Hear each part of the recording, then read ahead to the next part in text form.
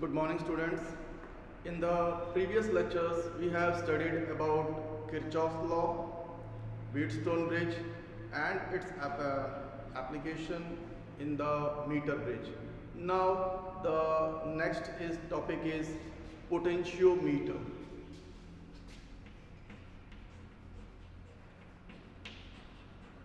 Potentiometer. Now, what is potentiometer? The name itself suggests that potentio means the potential measuring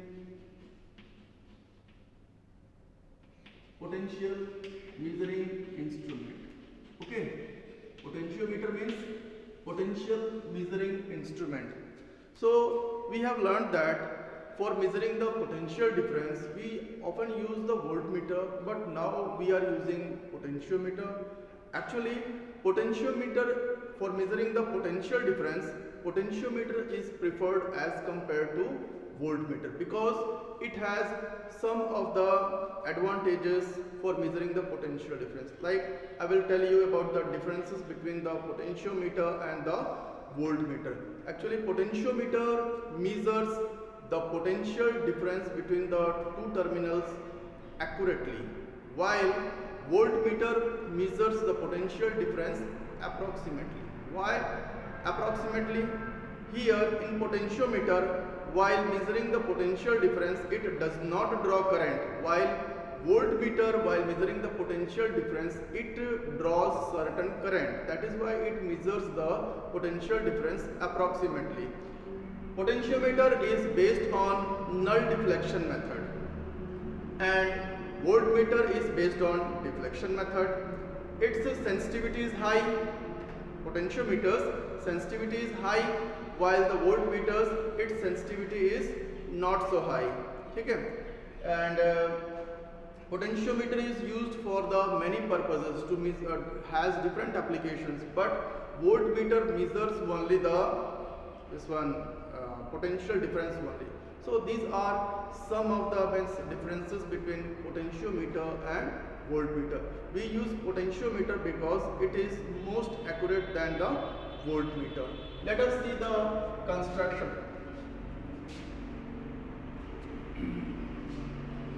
So potentiometer consists of a long, means on a wooden board.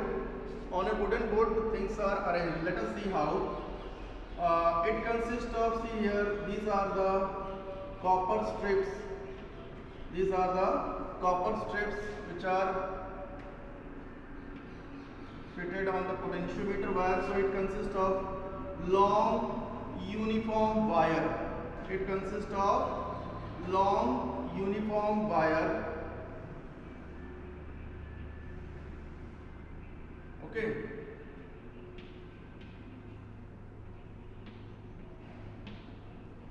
These are the copper strips which has very low resistance.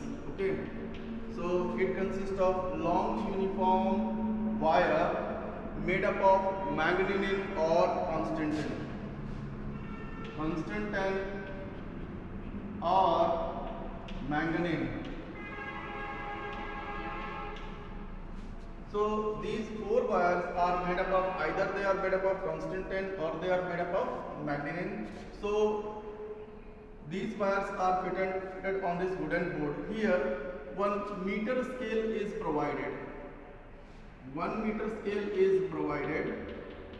It has calibrations on both sides from 1 centimeter to 100 centimeter, and here from 1 centimeter again to 100 centimeter. Okay.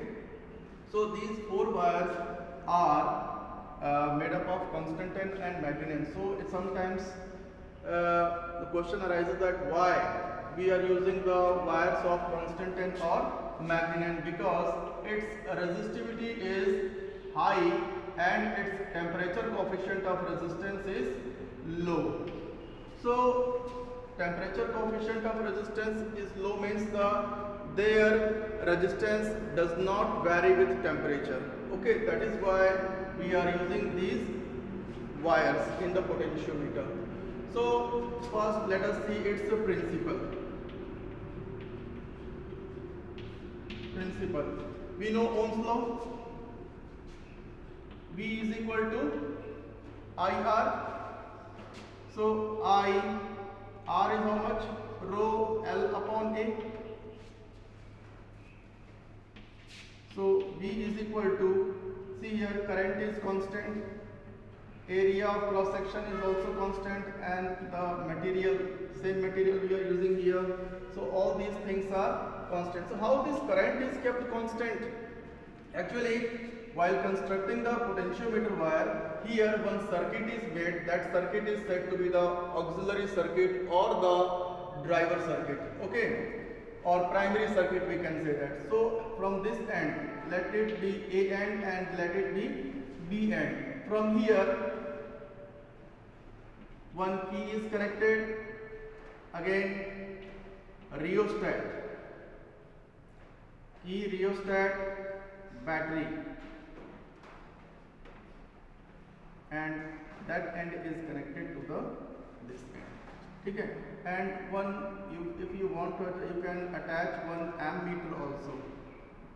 You can attach one ammeter also, because this ammeter will tell you whether the constant current is flowing in the circuit or not. This circuit is said to be the auxiliary circuit. See here, rheostat. The function of rheostat is to, when we increase the, means with the help of rheostat, it is also said to be the variable resistor. If we increase the resistance, then what will happen? Resistance is increased, then the current will, less current will flow. So by it is used to change the resistance. So here in the potentiometer, we need a constant current. So the ammeter will tell you whether the constant current is flowing in the circuit or not. So this circuit is said to be the primary circuit or auxiliary circuit. Okay? Here this cell is said to be the driver cell. What it is said to be? The driver cell. Okay, which drives the charge in the circuit. From this end, along with the galvanometer, a jockey is attached. Now you should know what is jockey. Jockey is a contact device. Contact device means with the help of that you can touch in any portion of the wire and you will find out the null point. Null point means it is that point where the galvanometer shows no deflection. Okay, so these are the some of the construction. So here V is equal to I rho L upon A. See here, one more question arises that the jockey should not be rubbed on the wire, because while finding the null point, if you are rubbing on the wire, then what will happen? Its area of cross section will change. So it is advised that you should keep a touch on the wire. There is no need to rub on the wire in order to find the null point. Okay? So V is equal to, here the current is kept constant, area is also kept constant, material is it is same. For all the four wires are made up of either constant N or magnet N. So we can say that V is directly proportional to length. Okay, all these things are constant, so we can say that potential difference in the circuit is directly proportional to length. We can say that V upon L is constant. Okay, so this is the principle of the potentiometer wire. That fall of potential difference across any portion of the wire is directly proportional to the length, and this is also said to be the potential gradient. What it is said to be? The potential gradient, and its SI unit is, see here, it is voltage, so volt per meter. And if we plot the graph between the V and L, we get a straight line graph inclined at an angle of 45 degree with the x-axis. Okay. Now, second thing is that we have learned what is potentiometer, what is principle. When we talk about the sensitivity, sensitivity of potentiometer means the smallest potential difference that can be measured by the potentiometer. Sensitivity means the smallest potential difference that can be measured by the potentiometer. So K is constant, that is equal to V upon L, that is the potential gradient. See here, this is equal to V is how much? IR upon L. So I, what is R? Rho L upon A. Here L, the L gets cancelled. So K is equal to I into rho upon A. See here, as I have said you, when the value of K is less, then it is said to be highly sensitive. When the value of K is very small, then it is said to be highly sensitive. So first, it's when the length is increased.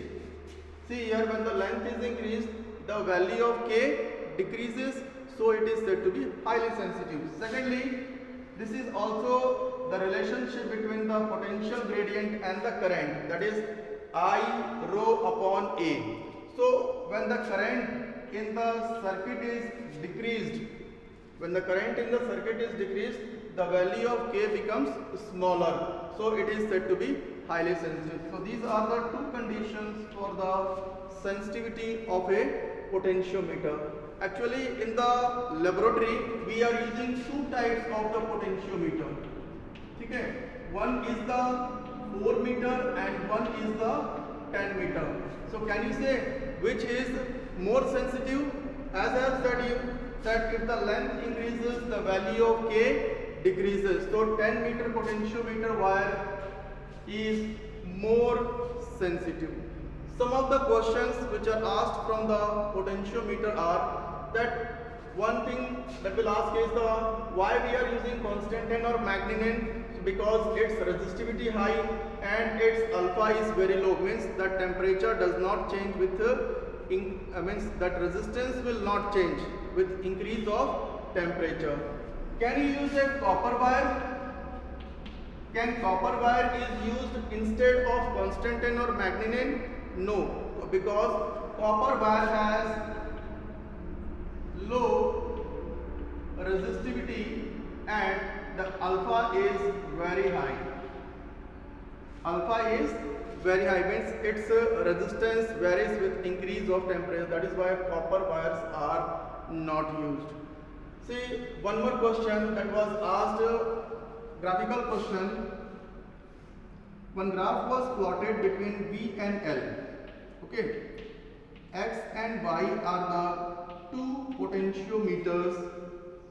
So which potentiometer is preferred for measuring the potential difference? So as I have told you that if the value of K is small, that is said to be the highly sensitive.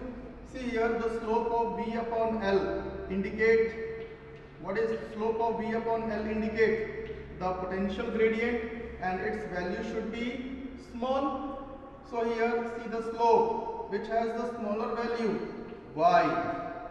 That is why Y is preferred. That means V upon L for the Y is less than V upon L for the X.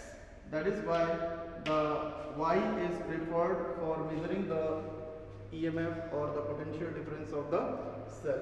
One more question that is asked, sometimes the balance point is not obtained on the potentiometer wire. Firstly, you can say that either the connections are not proper. Secondly, see here, the EMF of the driver cell, that should be greater than EMF of the cell to be compared. Okay? Here, this driver cell should have more EMF as compared to the EMF to be compared. So in this way, some of the questions which are based on that. One more question, that whether the electric field is constant inside the potentiometer wire. See here, you know that electric field is equal to fall of potential per unit length. So that is constant.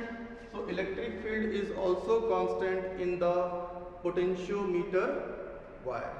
So these are some of the questions based on the potentiometer wire. You should remember these questions because these questions might asked in the practical exams also. Okay, thank you.